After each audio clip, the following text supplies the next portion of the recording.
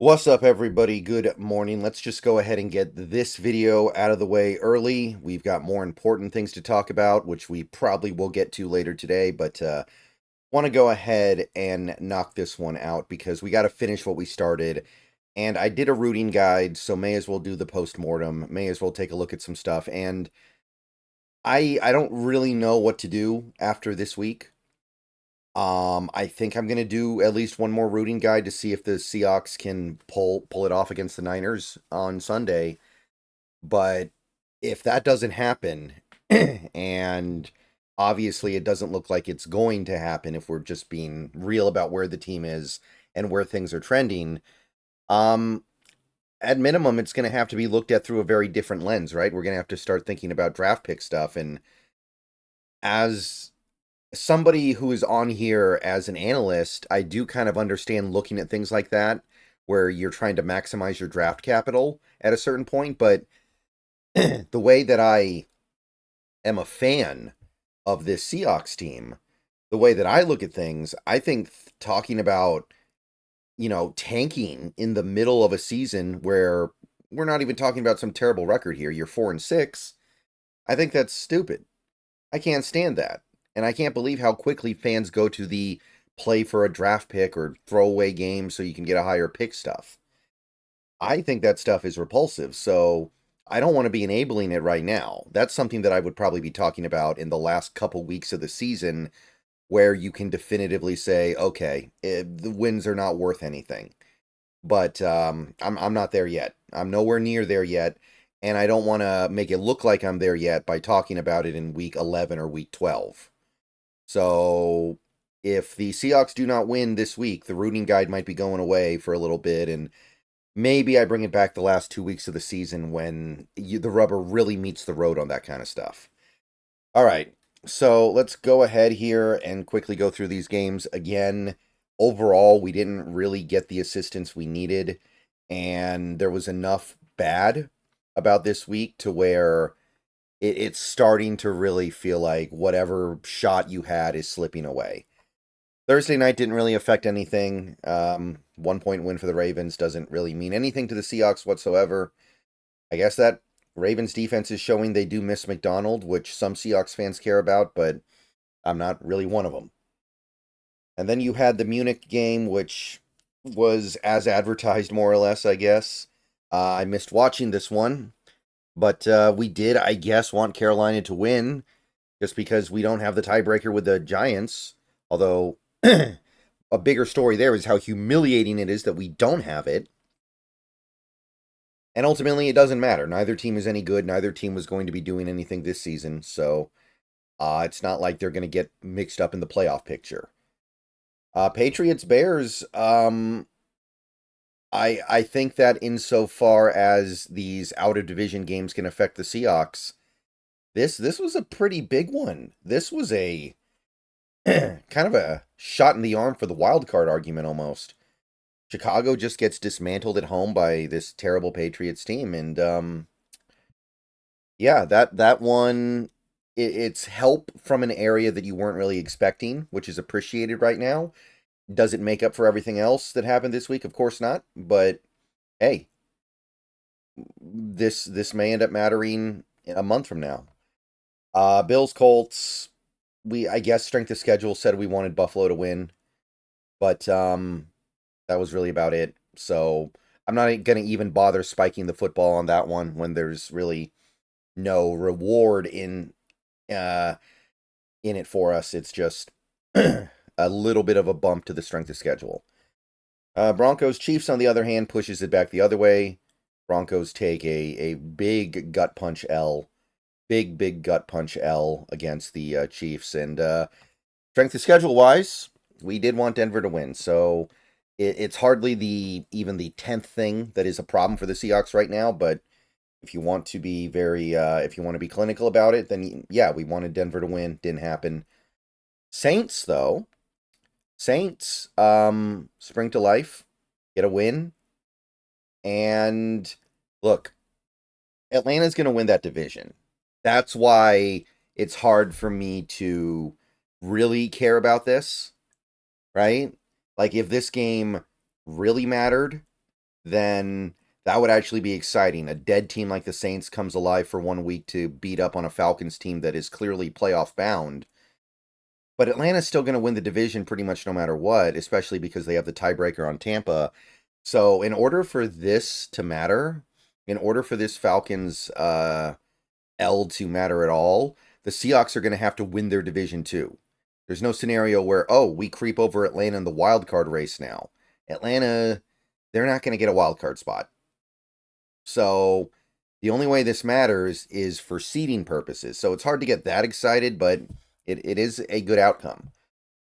Not such a good outcome, though, would be, of course, Niners-Bucks. Now, you saw the vulnerability of this Niners team even with McCaffrey back, right? The fact that they were this close with a Tampa Bay team with all the injuries that Tampa Bay has tells you that the Niners are still not completely right, but they do ultimately come away with the win. And that's another thing increasing the extreme urgency for this Niners game this week, right? Like there's no hoping that you BS your way to a cheap division title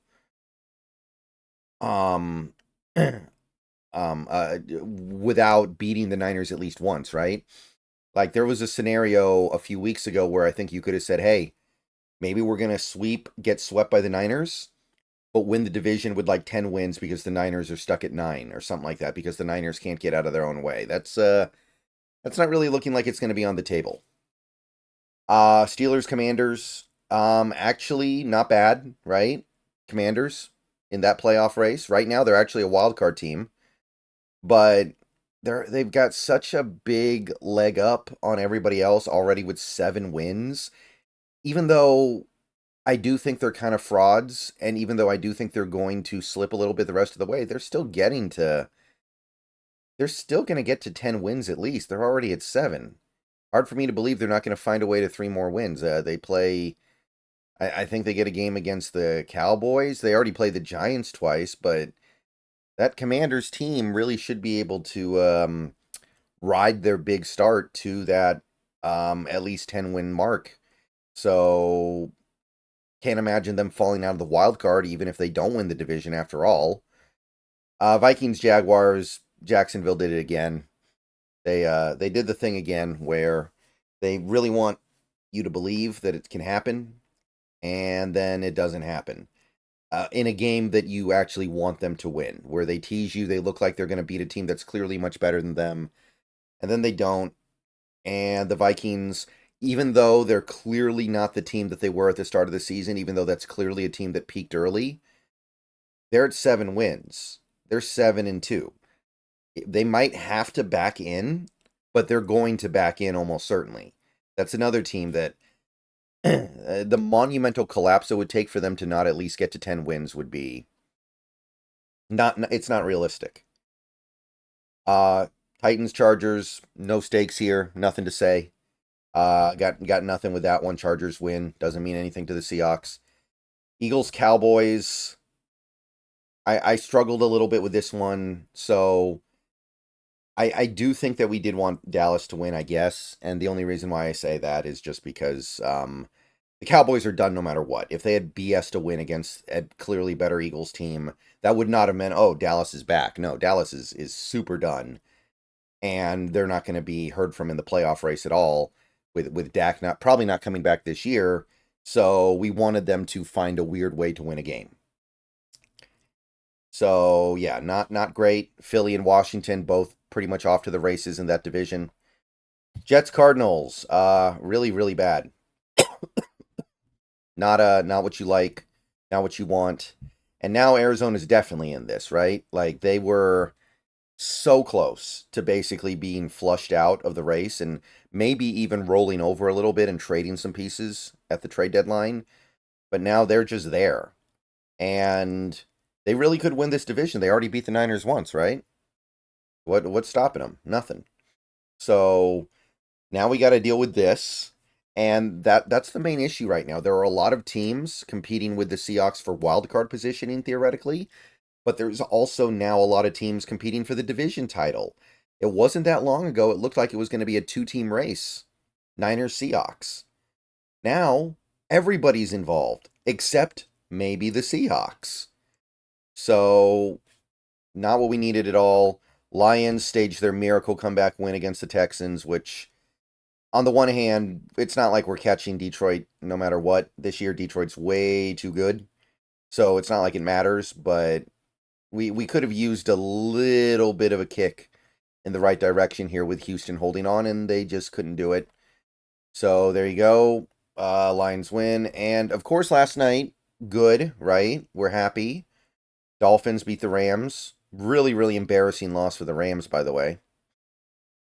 But it even this is like, how should I put this? Even this is something where you look at it and you go, oh, that good defensive performance we had last week against the Rams. Yeah, that might not have had as much to do with the Seahawks as we were hoping. That might have more to do with the Rams. Because that Dolphins defense is not particularly good. And the Rams couldn't, they didn't score a touchdown, right? They kicked 5 field goals and got out of there. So even this game leaves a little bit of a bad taste because now you're like, mate, maybe our defense is still bad. Maybe that game wasn't a turning point. I don't know anymore. But even that bothered me a little bit because I was proud of the defense after the Rams game. And now I'm like, well, maybe proud's a little too much of an extreme to go to now. But yeah, you look after this week, you look at this playoff chase. Like, look at how crowded it is. The Seahawks are 11th. The Niners, as of right now, would not even make the playoff, and they have a full game and, as of the moment, the tiebreaker on you. Right? The Rams, even after this loss, are still just barely edging you out for that playoff spot. Or playoff positioning, I should say, since obviously there's no 10th seed in the NFC, and they wouldn't get in right now. But you're looking at this and you're like, you've got 2 teams in the wild card, the Vikings and Commanders, who I think are kind of paper tigers.